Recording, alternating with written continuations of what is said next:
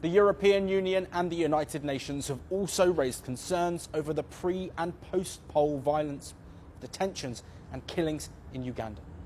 Well, joining us to further break this down is Dr. Ambrose Igboke, an international affairs analyst, joining us live from Enugu, Nigeria. Ambrose, welcome to First Post Africa. Thank you, Joshua, and congratulations on your brand new studio. It looks very beautiful. Thank you very much. Let's first take a look at what this alleged raid says about democracy in Uganda. Is there any space for opposition parties and opposition politicians under a Museveni regime?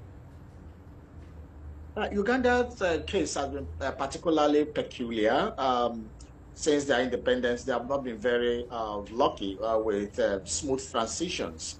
We remember the days of Idi Amin Dada, and we remember how Uganda was then. It was not fully a democratic entity. Museveni has refused to give up power for many years, perpetuating himself as almost a life president, to changing the constitutions, manipulating the electoral process just to remain in power. This is typical of many of African countries. We take example of Cameroon, Paul Biya. We take example of Zaire in the days of Mobutu Sese Seko. We take the days of Zimbabwe during the days of Robert Mugabe. The list is endless for African countries that presidents perpetuate themselves. The days of Muammar Gaddafi of Libya. The list is endless. And it speaks very poorly of a democratic rule in Africa, where a lot of people have started arguing that aside from the military coups that take place in Africa, that this trend can be likened to a civilian coup, where the will of the people is being truncated for people who steal power through not the bullets of guns and barrels of weapons, but through manipulating the electoral process against the wishes of the people. It's a sad development in Uganda. Our thoughts that Museveni would have stepped aside for a clean electoral process to take place. But unfortunately, what we saw this January in the election was not it. And Ambrose, looking at allegations of this raid, how do you think Ugandans may react? Could there be further protests from opposition supporters, or could it lead potentially to further crackdowns? What has happened in Africa across board is there seems to be a very high level of docility among African electorates because Africans usually think that, oh, this person is from my ethnic group, this person is from my religion, this person is from my political bloc, and they allow the dramatist personnel in the politics to misbehave without holding them accountable. What happens is that once the first time the constitution was being tweaked or manipulated to get 10-year extension, the person becomes emboldened, and they do it the second time, the third time, the fourth time. So Africans don't react. That is the greatest tragedy. So in Cameroon, the same thing we are seeing. Guinea, different countries, Tunisia. So a lot of it is good that Uganda opposition has started demonstrating. This is a good sign. But the problem with Africans generally is that they think that freedom can be handed over a la carte, that freedom can be handed over as a gift. There's nowhere in the world where freedom is handed over as a gift. Europe shed blood, fought many wars, people were killed to ascertain the level in the United States of America and every other part of the world that is enjoying democracy today. In France, we remember the French Revolution of 1739, and that was what gave them the kind of democracy they are running today. But Africans are not ready generally. Everywhere in Africa, most places, they are so subservient to their leaders, they swallow anything from the leaders, and they don't want to fight back. And that is the problem in Africa. And that is why African leaders, be it military or civilians, continue to perpetuate themselves in power and take the people for granted. And to finish, I want to look at President Yoweri Museveni's son, Muhoozi Kainerugaba. Of course, he has made threats to kill Bobi Wine. He's boasted on social media about killing Bobi Wine's supporters. If, like experts suggest, he takes over from his father, what could his regime look like? It will be brutal because when somebody who is controlling levels of power, only the government has the legal. You are controlling the army, you are controlling the military, and then you are threatening a fellow citizen that you're going to kill him just because you have opposing political views or because he's legitimately contesting for election, which is his constitutional right, and you're threatening to kill him. I think the international community should come to the aid of Bobby Wine to see how they can move him and his family out of Uganda. Because if the attack on his wife led to the death of the wife, nothing would have happened. The same thing with him.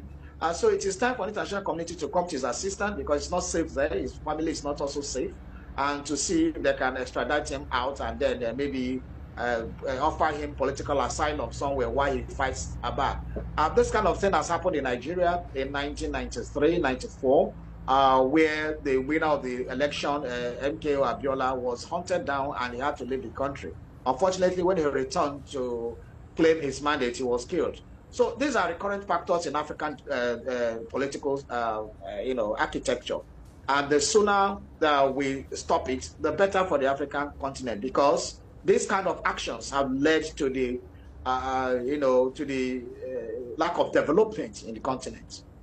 Ambrose, as always, a pleasure. Thank you ever so much for joining us on First Post Africa.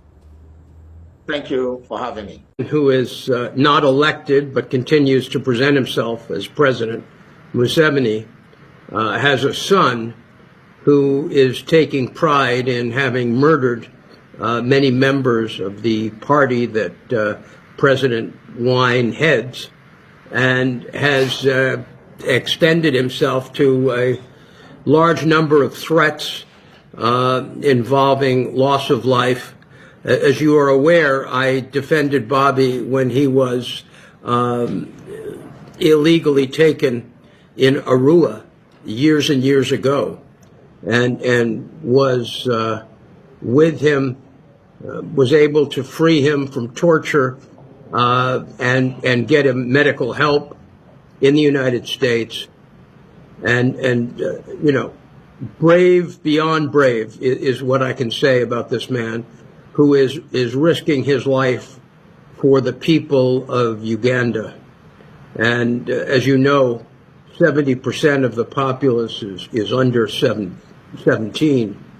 And there is no question as to who won this last election.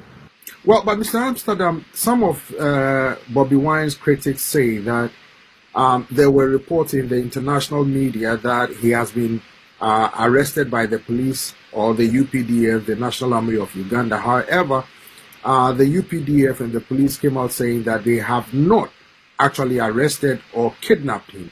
And Bobby Wine came out saying that he escaped from his house when, security forces came there, and that his response or his statements are not credible. So why should people believe that his life is in danger, they argue?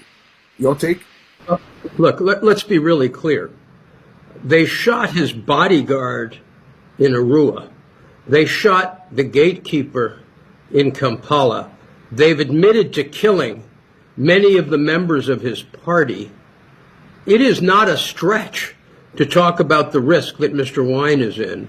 All you have to do is watch how, I call them a militia, I don't call them police, how they've harassed and brutalized the people of Uganda who came out time after time to express their support for Bobby Wine, how they were gassed, how their ability to exercise their democratic rights were restricted illegally and unlawfully by a thugocracy.